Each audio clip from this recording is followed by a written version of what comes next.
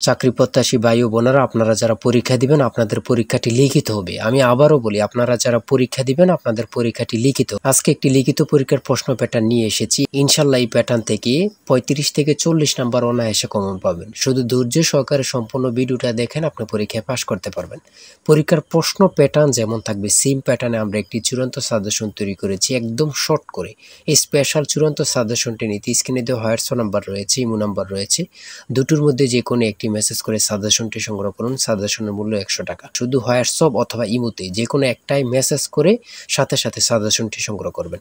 সাজেশনের মূল্য মাত্র 100 টাকা। আমি অবশ্যই বলি, যারা যারা পরীক্ষা দিবেন অবশ্যই প্রত্যেকে সাজেশনটি সংগ্রহ করবেন। ইনশাল্লাহ আপনারা পরীক্ষায় পাশ করে যাবেন। আপনি মনে করেন আপনাদের পরীক্ষার প্রশ্ন প্যাটার্নটা যেমনভাবে সাজানো হবে সেম প্যাটার্নে আমাদের সাজেশনটি সাজানো। আপনারা যেন আমাদের সাজেশনটি পড়ে পরীক্ষা উত্তীর্ণ হয়ে যান সেম প্যাটার্নে, এর জন্য আমরা সাজেশনটি তৈরি করেছি। আমরা মূল কথায় চলে যাই। লিখিত পরীক্ষাটা কি, ওটা আগে আমাদের বুঝতে হবে। কারক ও বিভক্তি থেকে থাকবে, তারপর এক কথা প্রকাশ থেকে থাকবে, বিপরীত শব্দ থাকবে, ইংরেজি থেকে ট্রান্সলেট থাকবে, ভয়েস থেকে থাকবে, প্রিপোজিশন থেকে থাকবে, তারপরে অঙ্ক থাকবে, সর্বশেষ সাধারণ জ্ঞান থাকবে। লিখিত পরীক্ষাটা এতটুকুই। আমি কিন্তু সম্পূর্ণ প্যাটার্নটা দেখিয়ে দিচ্ছি, আপনারা দেখেন। হ্যাঁ, সর্বপ্রথম রয়েছে কারক ও বিভক্তি নির্ণয় করুন। এখানে 5টা দেয়া থাকবে, 5টার জন্য 5 মার্ক, অর্থাৎ প্রত্যেকটার জন্য 1 নাম্বার করে, ঠিক আছে। তারপরে 2 নাম্বারে রয়েছে বাক্য সংক্ষেপণ করুন। বাক্য সংক্ষেপণ করুন, এখানে 5টা দেয়া থাকবে, 5টার জন্য 5 মার্ক কিন্তু আপনারা পেয়ে যাবেন। তারপরে 3 নাম্বারে রয়েছে অর্থসহ বাক্য রচনা করুন। অর্থসহ বাক্য রচনা করুন বাক দ্বারা।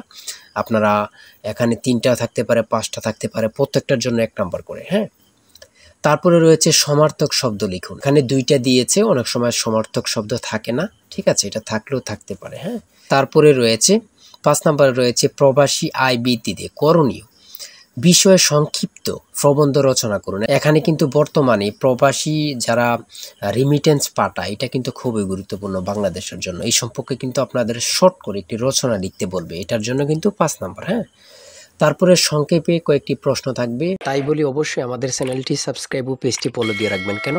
পরীক্ষার নোটিশ, পরীক্ষার রেজাল্ট, পরীক্ষার প্রশ্ন সমাধান, যাবতীয় সকল তথ্য সবার আগে আমরা ভিডিও আপলোড দিয়ে রাখি।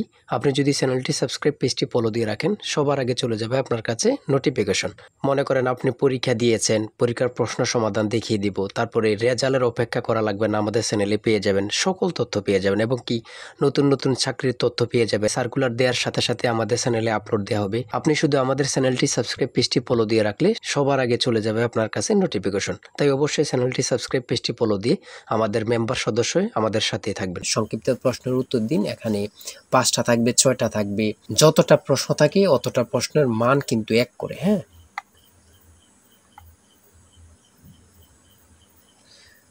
তারপরে 7 নম্বরে কি দেওয়া হয়েছে আমরা দেখি।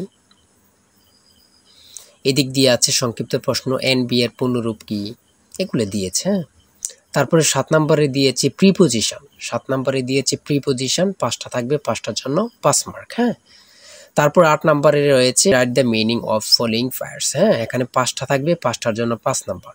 অর্থাৎ আমি বলি যতটি প্রশ্ন থাকবে ঠিক অত নাম্বার থাকবে। হ্যাঁ, একটা থাকলে 1 নাম্বার, 2টা থাকলে 2 নাম্বার, এমনভাবে কিন্তু লিখিত পরীক্ষা অনুষ্ঠিত হয়ে থাকে। তারপরে এখানে 9 নম্বরে দিয়েছে ক্লাইমেট চেঞ্জ, একটা প্যারাগ্রাফ শর্ট করে। হ্যাঁ, আপনারা 5 নম্বরে একটা প্যারাগ্রাফ থাকবে, এখানে ট্রি প্ল্যান্টেশনও থাকতে পারে, অন্য প্যারাগ্রাফও থাকতে পারে, লোডশেডিংও থাকতে পারে, অন্য প্যারাগ্রাফ থাকতে পারে। আমাদের সাজেশনে কিন্তু এই প্যারাগ্রাফগুলো সমাধান দেয়া আছে। হ্যাঁ, সমাধান সহ দেয়া আছে। আমার এখানে যেভাবে দেয়া আছে সেমভাবে কিন্তু আমাদের সাজেশনে দেয়া আছে। তারপরে আমরা ইংরেজি অংশ শেষ করেছি, গণিত অংশ দেখি।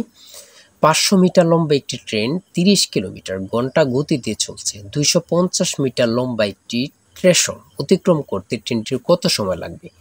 এখানে যেমনভাবে প্রত্যেকটি অঙ্ক ইংরেজি, বাংলা সকল কিছুর ব্যাখ্যা দেওয়া আছে, সেমভাবে কিন্তু আমাদের সাজেশনে ব্যাখ্যা দেওয়া আছে। হ্যাঁ, এগুলো আপনারা দেখে নেন, সমাধানটা দেওয়া আছে।